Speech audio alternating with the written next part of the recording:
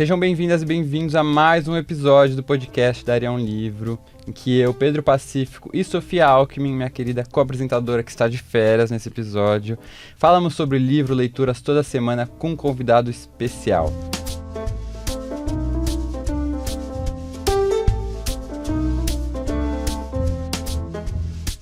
Hoje a nossa convidada acabou de publicar seu primeiro romance, Um Prefácio para Olivia Guerra, mas não é seu primeiro livro, porque ela também já publicou outros livros com sua poesia, que ela publica com frequência nas redes sociais.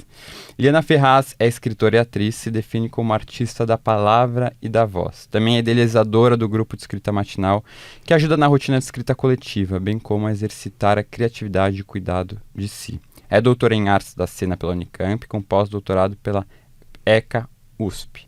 E como pesquisadora também redigiu artigos publicados em revistas científicas ou de importantes instituições de cultura, ensino e pesquisa.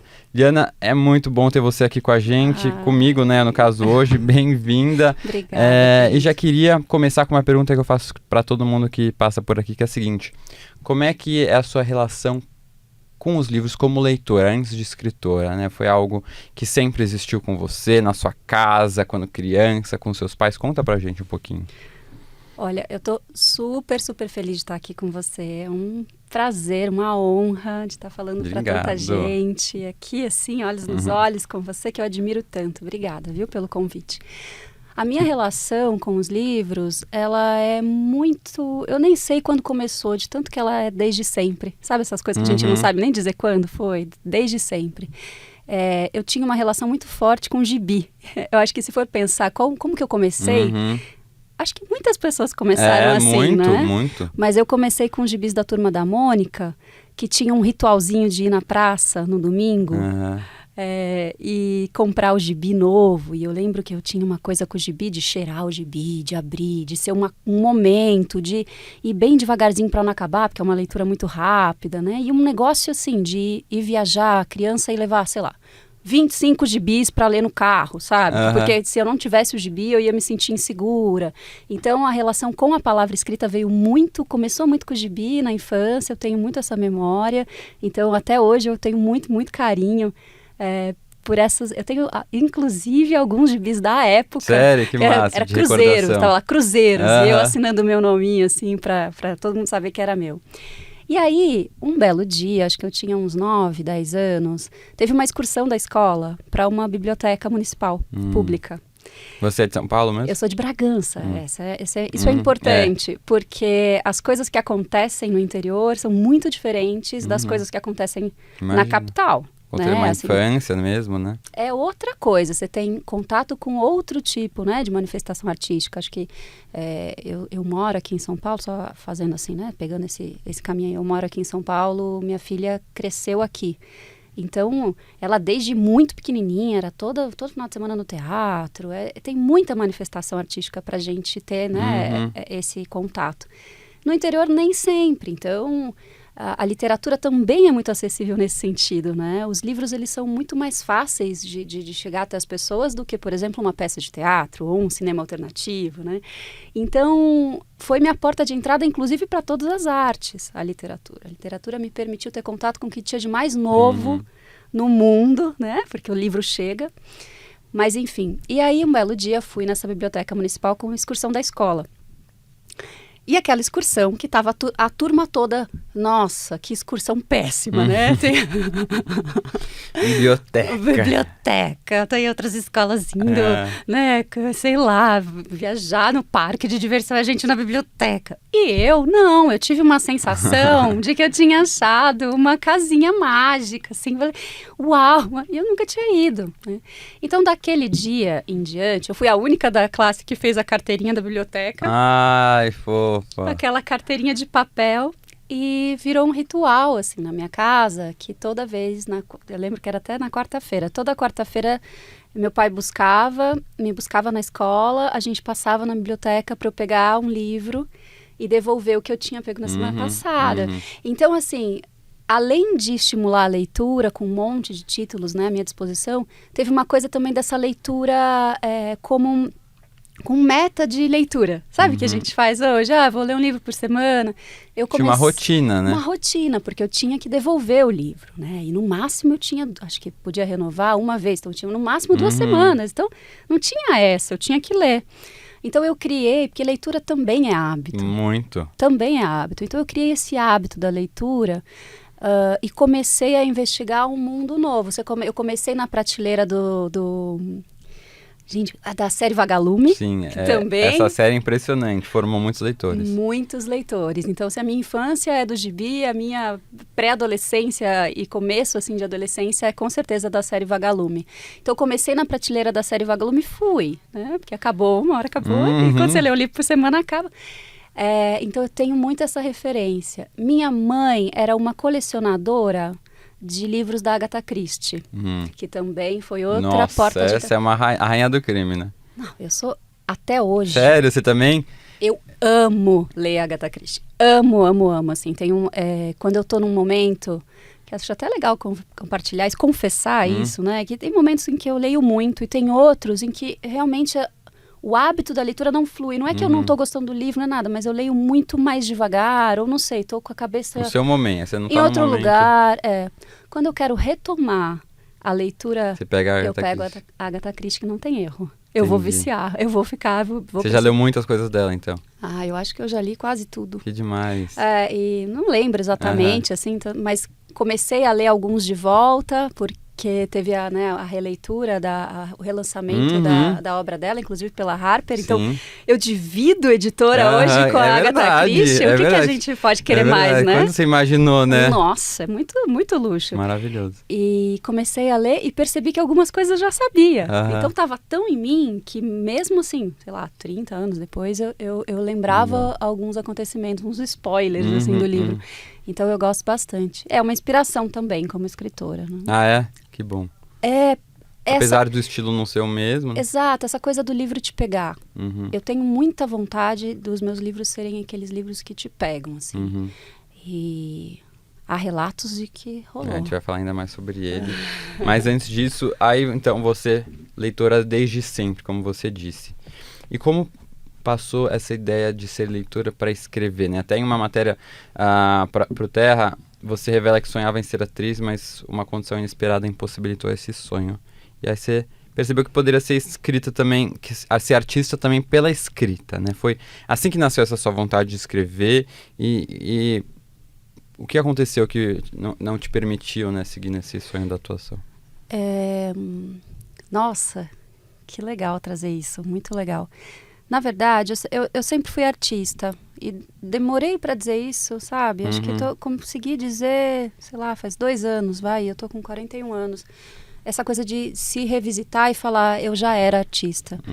Artista, para mim, esses dias eu conversando com a André Del Fuego, ela falou, eu achava que ser artista era astronauta, era ser um astronauta. Eu me identifiquei muito com isso, mas eu ainda mais, porque astronauta ainda é uma profissão. Então eu brinco que, para mim, a ideia de ser artista era como se uma fada, não é nem uma profissão, entende? É um ser escolhido pelos deuses para ter superpoderes e para, sei lá, povoar o mundo imaginário, assim, mágico.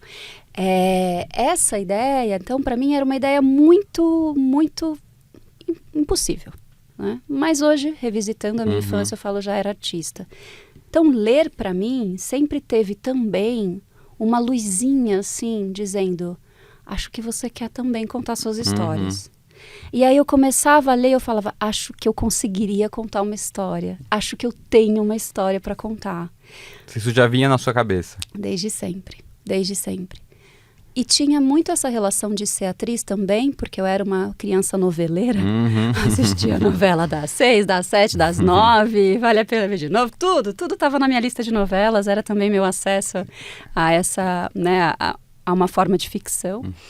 E então eu queria ser atriz. Ser atriz já era para mim uma profissão um pouco melhor definida do que ser escritora. É engraçado. E mais palpável, assim? Porque eu já tinha ouvido falar de escola de teatro, Entendi. já tinha ouvido falar de curso de teatro, e até hoje, né, qual é o curso de escritores, né? Eu quero ser escritora, que graduação eu faço? Ainda É engraçado, assim, porque agora eu tô publicando meu primeiro livro, aí às vezes tá saindo algumas reportagens, produtor de conteúdo, advogado e escritor. Eu falo, gente, eu não sou escritor, eu só escrevi um livro, sabe? Eu não consigo me ver como um escritor, gente, imagina. Pra mim, né, você tem aquela idealização do escritor. Agora, escritor, não, eu só publiquei um livro. Nossa, mas eu, pra me chamar de atriz, você viu aí, né? Precisei fazer faculdade, fazer doutorado, pós-doutorado, porque pra mim é isso. Quando a gente quer fazer alguma coisa, eu sou muito estudiosa nesse sentido, eu falo, eu quero ser isso, eu vou estudar pra ser isso.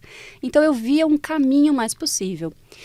Mas aí, o que aconteceu? Eu tinha... Então, pensa que está tudo no campo da idealização, né? No campo da fantasia, da ilusão. Inclusive, no campo da ilusão do que é ser uma atriz. Eu confundia muito. E hoje, como atriz, eu posso garantir que a vida de atriz não é um glamour. Não, a vida de atriz não é, né? Pouquíssimas pessoas têm uma vida consolidada. A grande maioria das atrizes que eu conheço estão numa batalha diária para viver, para sobreviver. Mas naquela época, para mim, a ideia de atriz era muito vinculada a uma ideia de glamour, de celebridade, de padrão, de beleza, né, de tudo mais. Então, o que aconteceu lá com aquela criança, tá?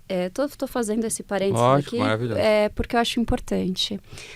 Quando eu tinha 10 anos, eu fui diagnosticada com uma doença que me impediu de andar. Eu fiquei 2 anos sem andar. Sério? Eu fiquei alguns meses na cama. Nossa. Depois eu fiquei... andar, eu digo, andar sem ajuda, né? Eu me locomovia com cadeira de roda, depois com muleta, mas com um deslocamento limitado. E naquela época, como eu tinha essa idealização do ser atriz, eu tinha esse pensamento de que talvez eu nunca mais andasse. Me passou isso. Então, como é que eu poderia... E hoje eu sei, né? Que existem muitas atrizes maravilhosas. Sim. Né? Mas era outro tempo. Outro tempo, assim. Então, mas naquela época, para mim, foi um baque nesse sentido. Não tinha nenhum tipo de referência de que eu podia ser uma atriz de TV. E talvez essa doença te impediria de andar por muito tempo, assim? Tinha uma...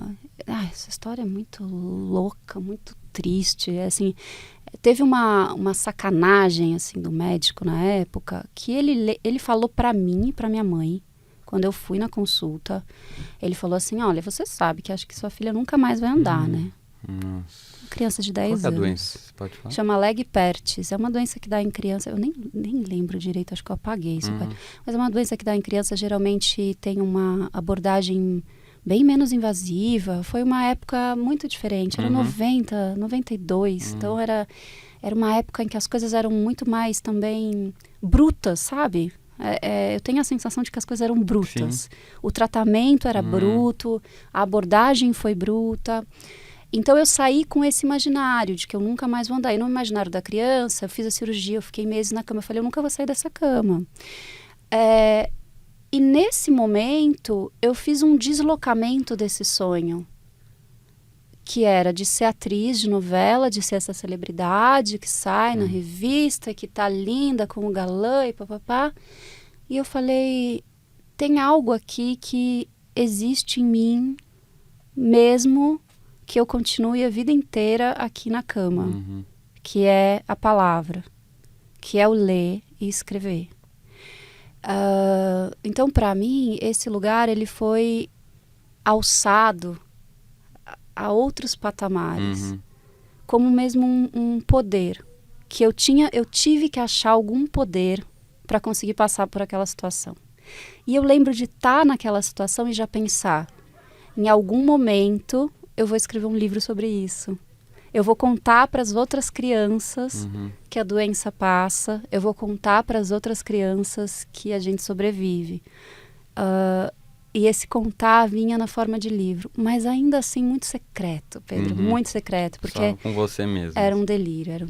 Eu nunca contei essa história antes. É a primeira vez que eu falo. Sério? Olha. É porque é um trauma. Lógico. Nossa. Você vivendo questões que foram muito...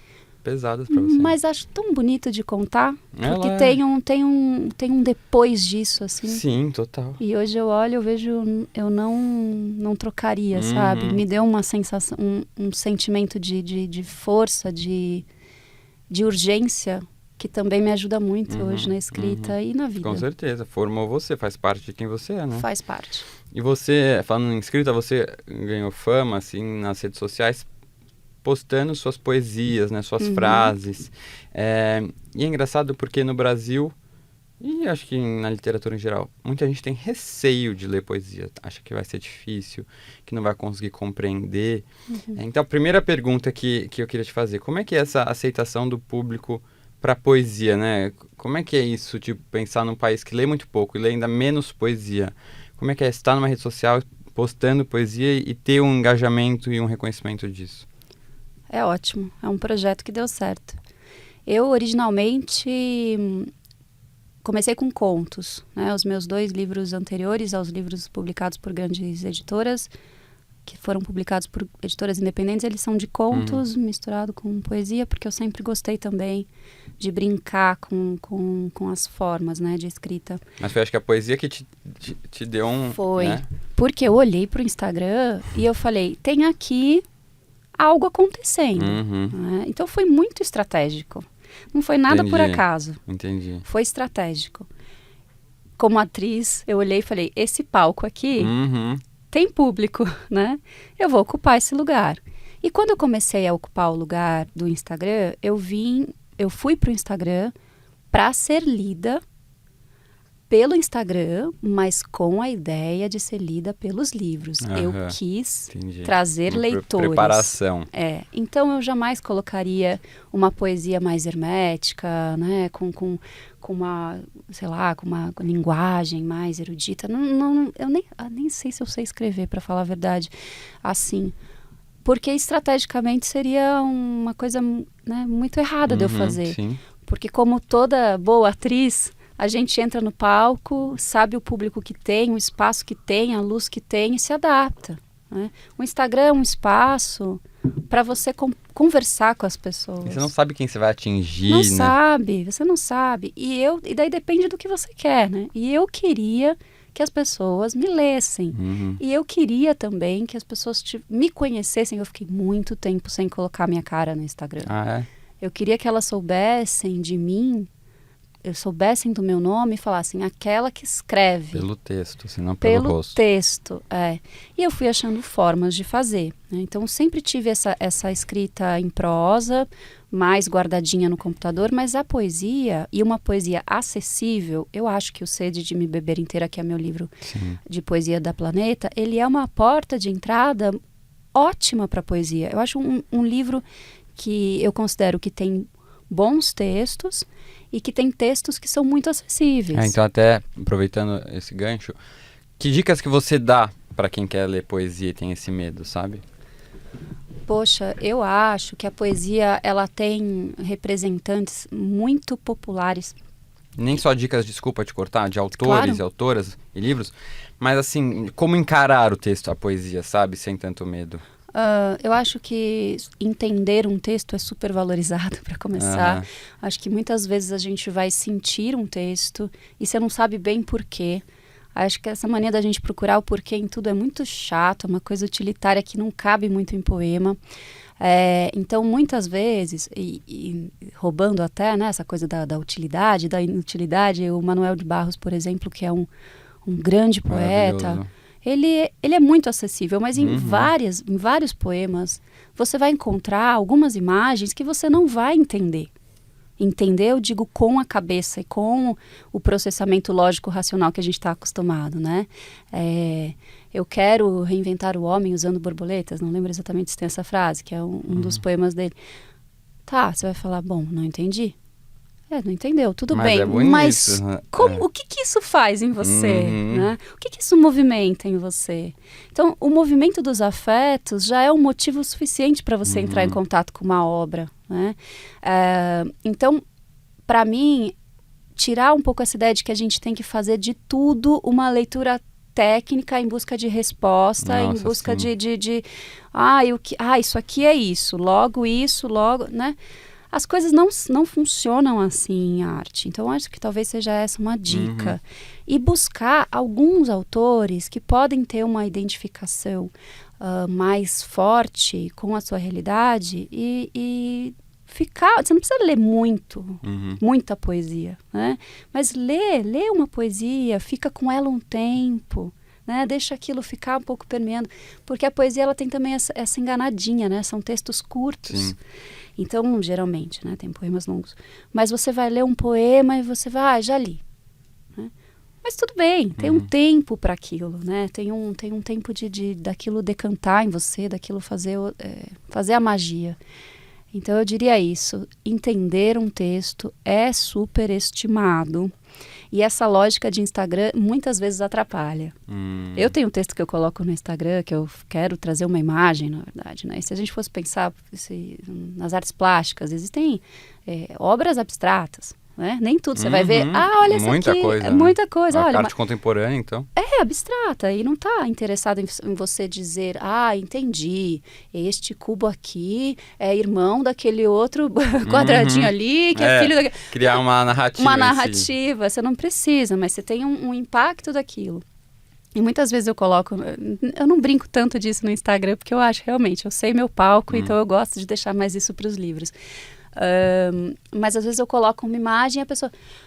não, eu não acho isso porque a gente faz aquilo e faz aquilo outro. Ou tipo, não, mas como que eu faço? Como se eu tivesse, ao colocar um texto poético... Uma resposta para... Uma resposta. Eu não sei E uma só interpretação. Né? Uma só interpretação ou ainda um manual de vida, né? A poesia como manual de vida. Como viver segundo os poetas. Não é assim? Eu acho que os poetas, os escritores, os artistas não têm resposta de como viver, né? Então ficar procurando resposta de como viver em livro de poesia também é outra fria. Assim. Sim. E você, quando falou dos livros, né, na sua infância, você falou de romances em geral. Em que momento que você virou uma leitora de poesia? Olha, eu tenho uma coisa muito marcante que também está lá na minha estante. Eu ganhei Ou Isto ou Aquilo, da Cecília Meirelles, da minha madrinha, acho que também num aniversário bem novinha.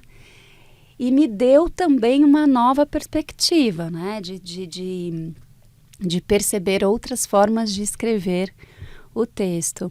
Então, a partir daí, e a partir da escola também, acho que a escola, eu tive materiais didáticos bons, tá nessa onda também da gente falar disso, né? Em que tinha muita costura, né? Da aula de português, ou mesmo de aula de história, que tinham trechinhos de poema, citações de poema, e eu sempre fui atrás também, né? Eu lembro de ter a relação, por exemplo, do João Cabral de Melo Neto com as aulas de geografia, de geopolítica.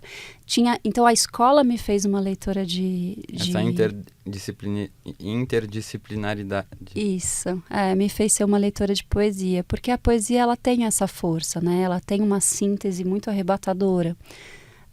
E também o meu trabalho como atriz foi fortalecendo. Então, o grupo de teatro que eu fazia na escola ou outras dinâmicas desse tipo, a poesia é um material de referência para a cena muito forte, né? Para a gente trabalhar a voz, para a gente trabalhar imagens na voz, assim, é um material de referência forte. E uma coisa que eu queria saber, assim, se você sente de alguma forma que por você fazer essa poesia, eu sei que você publicou também o livro, mas fazer essa poesia também nas redes sociais, né? Essa poesia é um pouco mais acessível. Você sente um tipo de crítica ou preconceito que tenta diferenciar o que você escreve de uma poesia mais tradicional, que seria mais séria, assim? Eu sinto, mas talvez sejam vozes da minha cabeça. Tá. Não sei. Eu não tenho retorno nesse sentido. Mas eu imagino que deva rolar por aí algum tipo de preconceito nesse sentido, sim. Eu tenho medo disso, é um medo que eu tenho. O lançamento desse romance veio muito também com essa ansiedade, né? De como é que vão receber um romance em que eu não pego leve. Eu não pego leve, né? E muitas vezes a minha poesia de Instagram, eu pego leve. Eu não tenho só poesias leves, de jeito nenhum. Tanto que no meu livro não é essa pegada o tempo todo. Mas no Instagram, sim. E é lá que eu tenho muita gente que me lê, né? Então, você acha que essa conversão desse seu público para o que vai ler o seu romance vai sentir uma diferença? Vai. Mas vai ter gente também que vai curtir muito mais. Acho que tem de tudo, né? E eu também tô um pouco desencanada e eu sou feliz de ter lançado esses livros um pouco mais velha, porque eu consegui estabelecer uma relação mais segura com isso, do tipo, vai ter gente que vai odiar os meus livros. Sim, mas de todo mundo. De todo mundo. Igual eu, tô publicando meu primeiro livro, minha mãe chegou assim pra mim, filho, você tá preparado? Você tem que estar preparado que vai ter pessoas que não vão gostar, vão ter opiniões que não vão gostar. Eu falei, sim, mãe, eu tô preparado. Vai ser legal quando eu começar a ver? Não, mas faz parte, eu tô preparado. Já tem hate já nas redes sociais, é isso, né? É isso. E assim, esses dias eu tava pensando, nossa, imagina quando chegar um comentário.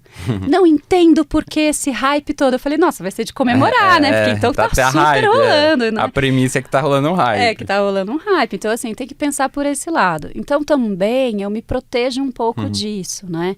Mas que rola uma ansiedade, rola sim. Até porque, é isso que eu te falei, a minha visão de artista construída ali na minha primeira infância, na adolescência, é idealizada.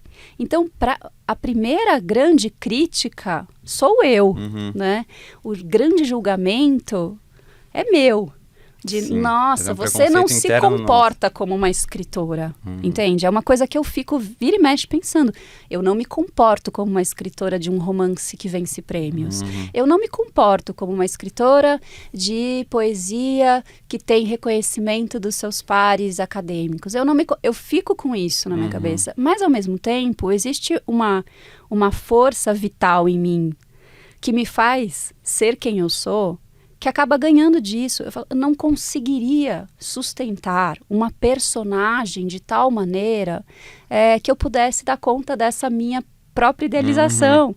Eu não tenho esse jeito dessa figura que eu acho que eu devo ter, né? Entendi. E tem gente que vai gostar de mim assim, tem gente que não também. Mas não existe livro unânime, né? Eu acho que é uma das coisas boas da literatura. Eu falo, até hoje eu publiquei, sei lá, quando das resenhas. Não existe uma resenha que vai todo mundo gostar, falar, gostei desse livro. Não, sempre vai ter gente que gostou, que não gostou, que largou. Sim. Então, é isso, a gente saber e talvez não ficar indo também atrás de querer saber tudo, né? Eu já desinstalei os aplicativos lá de Scooby, Goodreads, pra não ficar olhando. Eu também. Porque senão... Não dá certo. Não precisa, né? Não, e eu não sou uma pessoa segura. Acho que também se conhecer nesse sentido é legal. Não, eu não sou segura. Não, eu me balanço. Não, Então, assim, para eu conseguir fazer, que é uma coisa que eu estou absolutamente determinada a fazer, eu preciso de estratégias também de preservação, né? E a minha preservação é essa. Eu não vou ficar olhando o ranking dos livros mais vendidos, não vou... mas quando a gente conversou da primeira vez, eu falei pra você, né, que eu estava atualizando o ranking dos mais vendidos. Eu desinstalei, porque eu não ia conseguir viver com isso. Porque você estabelece uma relação, uma comparação. É horrível, né? É horrível. Mas a gente se mete nessas, né? Então, não pode, tem que desinstalar, porque eu sou curioso, se tiver eu vou ver. Então, eu também. Eu já desinstalei, tô tão mais leve agora.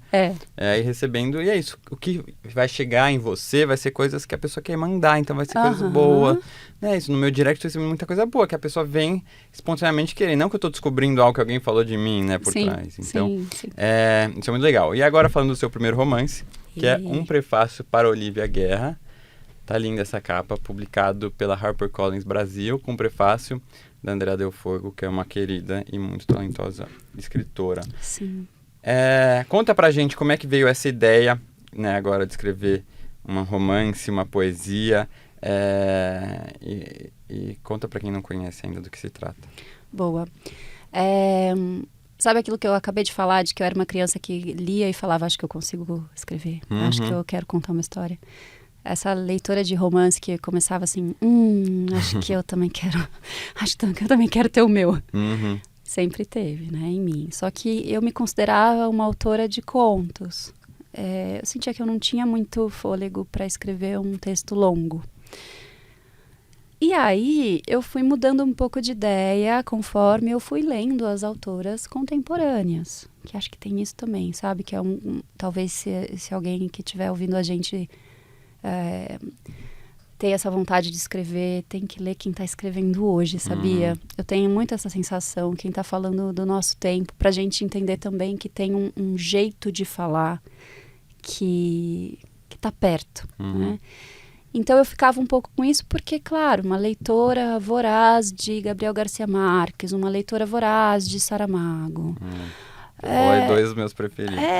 Então pra mim Você fala, como é que eu vou escrever uma coisa parecida, né? Não, gente, é outro mundo, né? Eu sou uma mulher aqui em São Paulo, mãe, absolutamente reclusa. Eu sou quietinha na minha casa, sabe? Tem todo um universo, assim, para ser explorado, que eu achava, eu preciso... Então, antes de eu escrever meu primeiro romance, eu preciso viajar o mundo inteiro. Sabe uma coisa assim, que você vai colocando? Porque você tá pegando referências de pessoas que viveram outras vidas. Às vezes o conteúdo tá só dentro de você, né? Exato, que é uma coisa que a Clarice faz muito na gente de despertar isso, né? Mas mesmo assim, é uma escrita absolutamente rebuscada num lugar muito, né, íntimo. Muito. Uma gênia, né? É outro lugar também. Então, quando eu comecei a ler as mulheres que estão escrevendo hoje, me deu a vontade de escrever o romance, né? Mas continuo achando que eu sou uma autora que precisa de uma premissa que me permita liberdade também na forma. Que daí eu já vou contar como nasceu a premissa dessa, né? Que ajuda muito, tá no título, já veio a atriz também falando, vamos entender isso aí, como que você vai improvisar em cima de uma circunstância boa para você, né? E foi isso. Mas a personagem que narra a história, que é a Maristela Guerra, ela tá comigo há muito tempo. Ela já foi cena de teatro, ela já foi conto do meu primeiro livro independente. Ela tá comigo.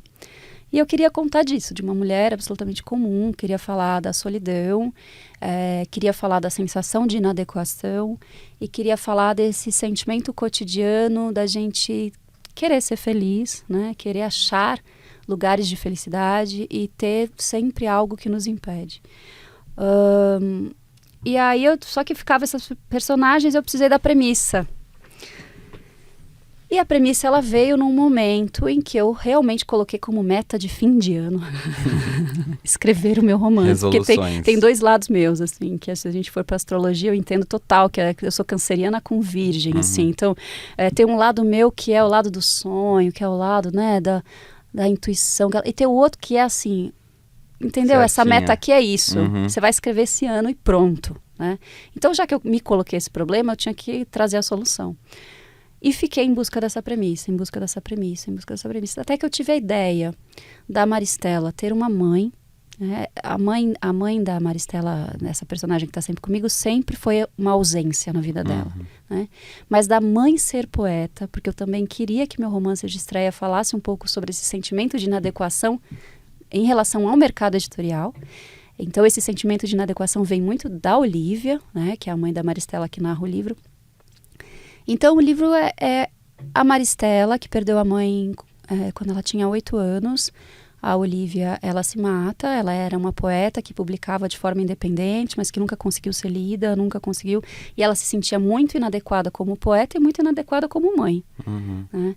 Ela tem essa passagem do suicídio, que não é tema do livro de modo algum, mas é uma forma de eu colocar a radicalidade desse sentimento da filha, de um luto, de uma ausência e de uma sensação de inadequação, né? E o que acontece? Essa mulher, depois que ela morre, nessas circunstâncias super trágicas e intensas, ela vira uma celebridade. Então a Maristela também está questionando. Quando minha mãe estava aqui, viva, escrevendo e tentando vender sua obra, ninguém queria. Agora, o que acontece na vida real. Não é? Agora que ela tem uma grande tragédia que acompanha o nome dela, vocês querem ler a obra, né? Então, qual é esse interesse, afinal de contas? É o interesse pela obra, pela mulher, ou pela história trágica que cerca essa história, né? Então tem todo esse questionamento. E a Maristela, ela tem os direitos da obra da mãe e ela cuida da obra da mãe, que vira um fenômeno literário póstumo. Então a Maristela, ela é sempre convidada para eventos, ela é sempre convidada porque as pessoas querem ver a Maristela, que além de tudo é muito parecida fisicamente com a Olívia. E um belo dia um editor fala para ela, Maristela, você não quer escrever esse prefácio? Sei lá, na minha cabeça ele mandou um e-mail para ela, como tantos que ele já tinha mandado. Só que dessa vez, ela já tinha negado várias vezes, ela fala, sim, eu escrevo. E ela responde para ele com um prefácio de 190 páginas, que é o livro. Então, o livro não é um livro, é um prefácio, né? Isso me deu tanta liberdade, daí destravou. Aí foi. Porque daí eu posso fazer o que eu quiser. Então, um belo dia eu queria escrever a carta da Maristela, uma redação que a Maristela fez quando ela estava na 5ª série. Pronto, tá aí, cabe. A Maristela não tem compromisso nenhum com os leitores. E isso me livra, né, do compromisso talvez excessivo que eu tenha com os leitores e que me trava. Que é, será que? A minha narradora não quer saber. Ela falou, façam o que vocês quiserem com essas palavras. Então isso me liberta. Né? Ter essa narradora me liberta e daí me destravou. Porque não é o livro em tese, né? É só o prefácio, então você pode escrever.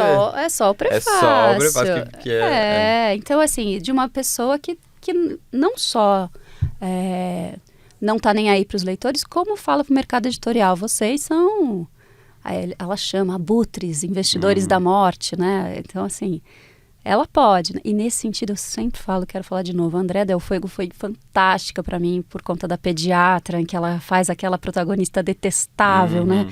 Ela me deu uma liberdade, eu falei, pronto, a minha protagonista ela pode ser detestável em algumas passagens, está tudo bem, né? Então, é isso, essa é a premissa. É muito legal, inclusive, em alguns episódios aqui veio o Alexandre Coimbra Amaral e ele falou que estava lendo o seu livro, que estava adorando, então já temos uma referência, assim, de alguém que eu confio muito e gosto muito. E já estou animado. Em uma entrevista que você deu, você falou o seguinte: eu acho a tristeza tão misteriosa, tão introspectiva, tão humana, e ao mesmo tempo que você adora ser escritora por ser obrigado a olhar para todas as emoções, mas a gente não pode, você disse que a gente não pode se entregar à tristeza incapacitante.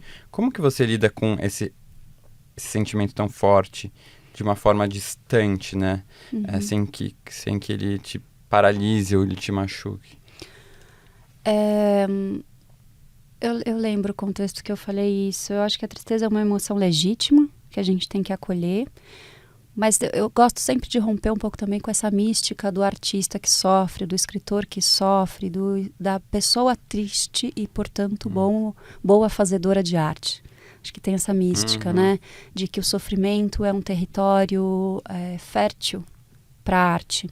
E eu tenho uma experiência que não é essa.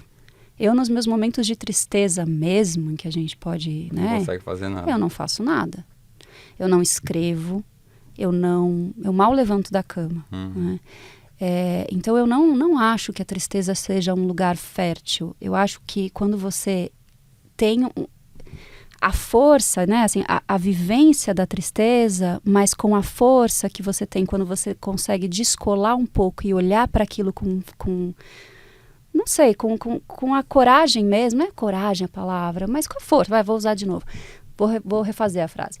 Quando você consegue perceber a tristeza como uma parte sua e não como um todo seu, você pode até usar a tristeza como material. Agora, quando você está tomada pela tristeza, nada sai dali. Então, eu acho importante também, até ter essa coisa meio professoral, né? Que eu gosto sempre de pensar as pessoas que me escutam. Mais do que... Porque aqui a gente não está fazendo ficção, né? Quando a gente está fazendo ficção, a gente tem uma liberdade. Mas quando eu estou aqui e a gente está falando da vida, eu gosto de pensar nas pessoas que me escutam e no como elas receberiam isso. Porque eu acho que tem muita gente confundindo a intensidade da tristeza com a intensidade da vida e da arte. Eu não acho que você precise sofrer para ser artista. E eu acho, inclusive, que se você está se o fazer arte está te trazendo muito sofrimento, é hora de dar passos atrás. Eu tenho esse pensamento em relação à tristeza. Eu só consigo falar da tristeza quando eu não estou triste o bastante para me afundar. E eu já tive. Você sabe como que é isso. Eu sei o que é isso. Então, quando a gente fala, vamos acolher a tristeza, né? Mas existe uma tristeza que te incapacita. E essa tristeza precisa ser tratada. Né? Ela não é criativa. Sim. Ela não é criativa. A criação, ela vem de uma força que é conseguir entender a tristeza como um dos movimentos. Quando a tristeza é o único movimento... Nesse sentido que eu quis dizer, sabe? Sim. E nas redes sociais, essa semana você revelou que é um contrato de um livro novo com a Planeta. Dá pra dar um spoiler do que vem por aí? Meu Deus. O spoiler é que é com o Alexandre Patrício, Sim. né? Que é um psicanalista incrível, que tem um Psicanálise de Boteco pela Planeta também, e que tem vários outros livros publicados. A gente vai fazer aí uma conversa. Tá. Não ficção. É de não ficção. Depende de quem você está querendo saber, se da minha parte ou da dele. Entendi, tá. Porque... acho que é isso. Mas Tá. é uma conversa. Tá, já dá pra, Já dá pra... imaginar um pouquinho. Mas vamos juntar aí dois universos bem que... E que você gosta desse universo da psicanálise, pelo visto? Amo. Não estudo muito porque eu tenho medo de ficar travada. Eu falei eu gravei um podcast com ele também e falei, putz, Ale, eu não vou estudar muito isso porque senão eu vou começar a escrever e vou falar, não, esse conceito, segundo Klein, não tem nada a ver. Vai ficar professoral, né, assim, melhor deixar livre, sem tantos conceitos. Então eu pego os conceitos da psicanálise só para passar, assim, por mim e para deixar aí flutuando em órbita, porque senão eu vou ficar muito... Bitolada. Muito bitolada, muito obcecada. E já que o nome do podcast aqui é Daria um Livro, a gente quer saber se tem alguma história, assim, que daria um livro de um momento... Pode ser engraçado, pode ser mais triste, pode ser algo que te marcou muito. Tem a história que você já contou, né? Sim. Da sua infância, da doença que você teve, mas tem alguma outra coisa que vem à sua cabeça agora? Poxa, você falou isso agora e eu pensei na história da infância, mas eu vou para outra que veio junto também, que é... O nascimento da minha filha daria um livro. Talvez até dê ainda. A Lorena, que minha filha hoje tem 15 anos, ela nasceu quando eu estava na faculdade de cênicas, então eu realmente vivi muito, de forma muito intensa, essa junção arte-maternidade, né? Vamos falar a verdade, de alguma forma já deu livros aí, né? Porque isso de alguma forma já está brotando. Faz parte forte do que você é, né? E você tinha quantos anos? Eu tinha 25, não era tão nova assim, mas era muito bebê, eu era um bebê. E tem uma história do parto, o parto dela foi uma loucura, ela nasceu assim, entre a dilatação e o parto, ela nasceu em 15 minutos. Foi uma coisa quase realmente, que aquelas histórias, sabe, de nascer no carro, assim. Então tem essa força também, que eu acho... O parto dela é uma metáfora muito visceral da existência dela na minha vida também, que é algo que foi bem arrebatador e que eu mesmo sem estar preparada soube e sei o que fazer. Então eu queria contar um pouco desse puerpério, desse parto que é arrebatador e desse puerpério, porque parece um pouco que tem um tempo que é o tempo do parto, que é muito rápido, e depois um tempo dilatado do puerpério, em que os dias são imensos, em que a criança... Aquela coisa que, cresceu rápido, porque não é seu filho. Porque o primeiro ano da criança demora 50 anos. Cada dia que passa e que você conseguiu manter aquela criança viva, sabe assim? Porque o sentimento que eu tinha era esse. Eu preciso manter essa criança viva. Eu nunca tinha pegado um bebê recém-nascido na minha vida. Coisa meio instintiva ao mesmo tempo, né? E tu tem que ser. Tá aqui, você é adulta da casa, né? Então eu tenho vontade de falar um pouco desses tempos da maternidade, acho que daria um livro. Já aguardamos o livro aqui. Agora a gente vai numa parte do programa que todo mundo ama, que é indicações de livros. Você já deu umas indicações de livros que você leu mais criança, Agatha Christie, da coleção Vagalume, mas que livros que marcaram assim a sua vida? Pode ser livros que você indica para todo mundo, ou livros que você leu recentemente que te marcaram muito. Tá. Solta aí uma listinha de indicações. Essa parte ela é mais difícil porque ela vem, né, assim... Eu preciso falar dos 100 Anos de Solidão, é um clichê, mas tem um motivo para isso, todo mundo fala, porque realmente acho que é um livro que muda vidas, né? E mudou a minha vida, a forma de escrita do Gabriel Garcia Marques é totalmente arrebatadora para mim, totalmente arrebatadora. Então eu preciso falar dele. Eu preciso falar do Morte e Vida Severina, do João Cabral de Melo Neto, que também foi uma mudança realmente assim, de paradigma para mim. Um outro livro, os livros, agora pegando, né, as contemporâneas, os 3 da Carla Madeira também foram muito revolucionários para mim. Tudo é Rio, Véspera e A Natureza da Mordida. A escrita da Carla é muito inspiradora. Então, indico fortemente os 3. Ana Sui acabou de lembrar, que ótimo, de lançar Não Pise no Meu Vazio, que é uma escrita da Ana muito diferente do outro. Achei ela muito corajosa, ela me inspira muito. Ela falou isso aqui, que ela tá tensa. Ah, é? Uhum. É, a gente conversou isso também, né, no off, assim, acho que a gente tem essa coisa em comum, a gente tá indo para mares nunca navegados, né, poxa, a Ana escreve lindamente. Sim, acho ela é que maravilhosa. vale realmente ela a pena. Ela é demais, vale realmente a pena ler esse livro novo dela. E no momento, eu recentemente li Não Fossem as Sílabas do Sábado. Eu li também, quando você falou da questão do suicídio, me veio ele na cabeça, eu acabei de ler. Eu acabei de ler também, então é um que eu indico muito. Da Mariana Carrara, ela passou aqui também recentemente, ela é maravilhosa. Eu ouvi, ela é demais, tô louca para esse abraço. Preciso indicar Pediatra, da Andrea Del Fuego. Preciso indicar os livros da Aline Bay também, que tem uma escrita poética. Eu acho que tem uma coisa muito parecida com você. Gente, a gente se encontrou, eu e a Aline, num sábado aí, e a gente ficou conversando, a gente vai precisar marcar um café. Eu acho também, acho que vocês têm muita coisa em comum. Não, a gente tem muita coisa em comum, ela é atriz também, né? E então ela tem muita Aline aqui comigo. A Vanessa Passos, com A Filha Primitiva, também é uma indicação. Um livro que não é ficção, mas que eu li recentemente, que foi transformador também, é O Pacto da Branquitude, da Cida Bento. É muito, uma leitura muito importante. Tem um livro... Olha, gente, quanto tempo a gente tem? Só meia hora. Tem um livro que eu quero indicar muito fortemente, que é O Parque das Irmãs Magníficas. Esse eu falo todo o episódio aqui quase, porque é maravilhoso. Gente. Que a gente tava falando do realismo fantástico, eu amo, né? sou apaixonado. E daí a gente tem a Camila Sousa fazendo uma coisa, assim, brilhante. Nossa, esse livro é com o realismo fantástico no universo, né, das travestis e tal. Uma coisa absolutamente fantástica, gente. Eu acho que é leitura obrigatória. Porque é realmente... Uma das melhores leituras do ano passado, assim, disparado. Maravilhoso. E nesse momento estou lendo o livro do Ale Coimbra, que é Toda Ansiedade Merece um Abraço. Sim, querido demais. Muito fofo, gente. E para terminar aqui a nossa conversa, a gente vai fazer um ping-pong literário. São perguntas rápidas, respostas rápidas. Nervoso. Um personagem histórico que te inspira.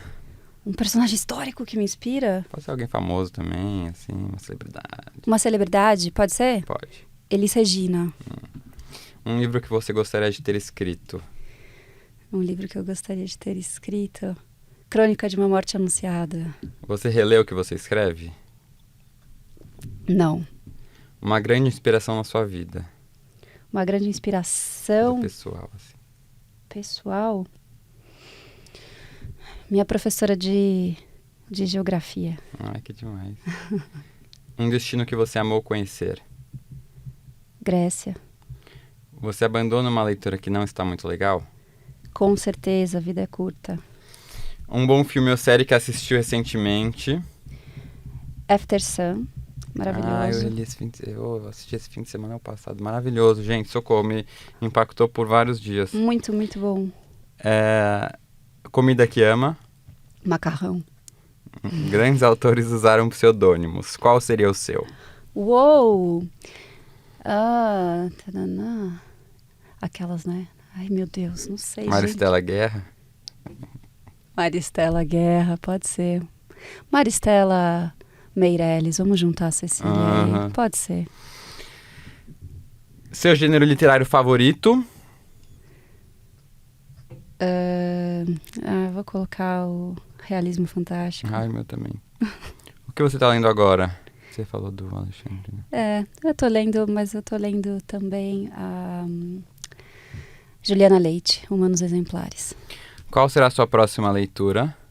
Eu não sei falar sobre o nome dela. Caminhando com os Mortos, Micheline Verunski. É isso? Acho que é parecido. O sobrenome é difícil. Tá. E se você também quiser, a gente tem uma outra dica de leitura para você agora. Ah, não! Sim, tem recebidos.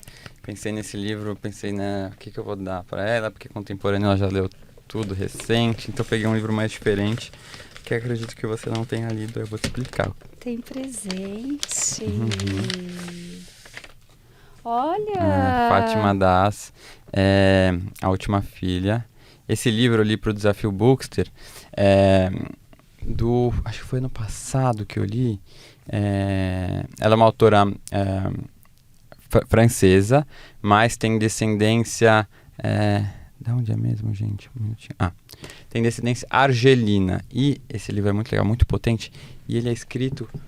Ela usa muito da forma, assim. Ela escreve... É como se ele fosse escrito em poesia, sabe? Que demais! E ao mesmo tempo muito, muito interessante, assim. Muito impactante, muito forte. Ela fala questões de sexualidade, questões da relação mãe-filha, de religião. Um livro pouco conhecido, mas que usa muito da carga poética. Eu acho que... Eu pensei em você, assim, quando eu vi a cabeça. Nossa, vai furar fila total. Vai furar fila total. E tem o seu, né? É verdade, tem o meu também. Não, já tá na listinha que eu vou lá no lançamento. Semana que vem estamos juntos. Não é, meu bem. Muito bom. Liana, querida, muito obrigado. Passou super rápido, foi uma delícia. Adorei essa conversa. Muito sucesso no seu livro que eu lerei em breve. Que você continue escrevendo muito. Muito obrigada. E que, né, a gente... consiga assumir nossos personagens, nossas máscaras de autor, artista sem medo, né? Tomara. E sem tanta cobrança. Queria agradecer para todo mundo que ficou aqui até o final, assistindo aqui com a gente. Queria fazer um agradecimento especial aos estúdios Guatemi Daily, a toda a equipe de produção The Nose, de edição Space House, que tornaram este episódio possível, e também a assistência de Catarina Matavelli. Chegamos ao final de mais um episódio. Semana que vem temos mais episódio com um convidado muito especial aqui para você, para batermos um papo delicioso sobre livros, leitura e muitos outros assuntos. Nos vemos na semana que vem. Obrigado, querida. Eu que agradeço. Um prazer, uma honra estar aqui com você. Muito bom. Um beijo.